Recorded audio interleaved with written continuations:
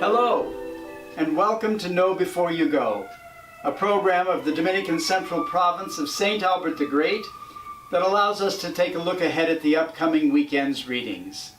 I'm Father Jim Marchionda, Provincial of the Chicago Dominicans, and I am very, very honored to be able to share some reflections with you for this great feast of Easter that we are about to celebrate.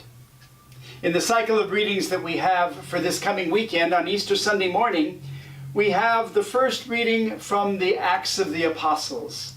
It's a tremendous example of how Peter changed from being someone who rarely understood what Jesus was saying to being a bold preacher, a proclaimer of the good news of the resurrection, and standing before all the people of Jerusalem and telling and giving witness to who Jesus Christ was for him, for them, and for us. It's great to see the transition that Peter makes from having made so many mistakes during the lifetime of Jesus to how he is now as a preacher of the resurrection. For the second reading this weekend, you're going to have an option between Paul's letter to the Colossians or Paul's first letter to the Corinthians.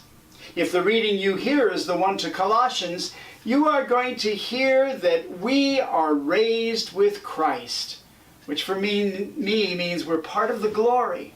We are part of the glory of the resurrection. And because of that, Paul says to the Colossians, then think of what is above. Think of things above, not of things below. That means raise our minds, raise our hearts, think bigger. Pray bigger. Believe more profoundly than you ever have before. So he's really challenging them to an active faith because of what happened to Jesus Christ and therefore what happens for us. And he's challenging us to a broader, bigger, stronger, more meaningful faith by thinking of things that are above and not limiting ourselves to things that are below. If, on the other hand, your church uses this reading of St. Paul's first letter to the Corinthians, you're going to hear the contrast or the comparison of yeast and dough. And you're going to hear the challenge to clear out the old and bring on the new. I think that's another great challenge for us. This year, when we hear the news of the resurrection yet again, what do we have to clear out that's old? What in our thinking do we need to get rid of? What in sometimes our heavy hearts do we need to let go of? What is the old that we must separate ourselves from so as to take on some new, fresh ideas about our faith, about our practice of spirituality, about our practice of Christianity? After that, we'll have the Easter sequence, which we get as a beautiful hymn of praise because of the feast. And then we move into the Gospel of John. And the Gospel of John is one that's very dramatic, but it also is very interesting. In this cycle, in this Gospel, we receive not an image of the appearance of Jesus, we receive an empty tomb. Mary is the first one to go to the tomb and discover that it is empty. And she fears that the body of Jesus has been stolen. So she runs in her panic and her fear back to the disciples where they are gathered together. And she just shouts out, "They have taken the Lord. They have taken the Lord." And you've got Peter and John then racing to the tombs themselves to find out what has happened.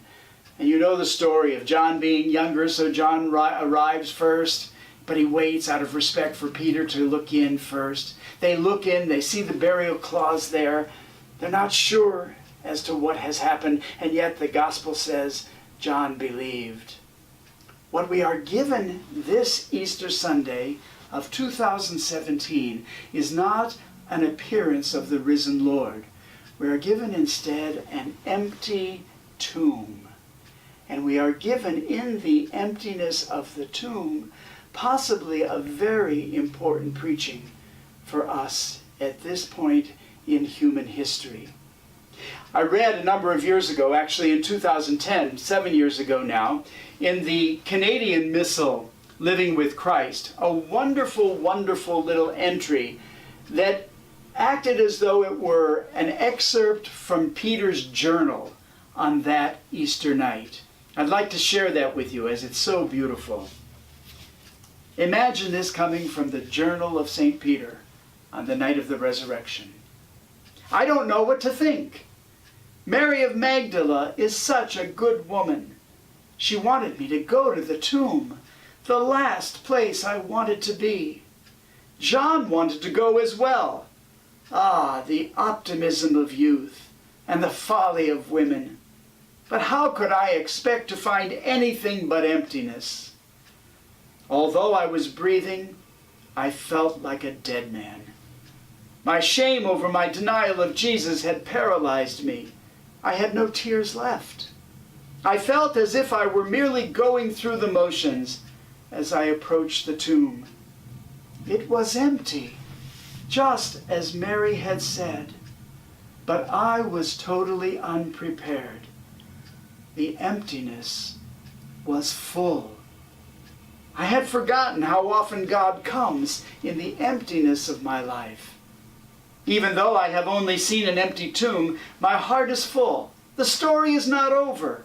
In some ways, I think it has just begun. Can it be that I will somehow be able to tell Jesus how sorry I am for abandoning him? I must gather the 11. We must be alert and ready for the Lord. He is risen. I can feel his love. I must find a way to ask his forgiveness, to tell him that I love him. Whatever he has yet to ask of me, I will do. This time, I will not fail him.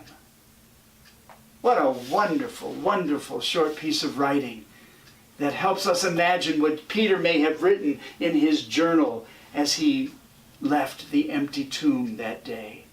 It's a good teaching for us too. Sometimes we don't have all the flowery, positive, affirming experiences of faith that we want. Sometimes we face emptiness in our own lives. And when we participate in some of the emptiness of the larger world, we know, in fact, there is darkness and there is emptiness. And yet, God will never abandon us. That's the most important thing of the resurrection. God will never let go of us.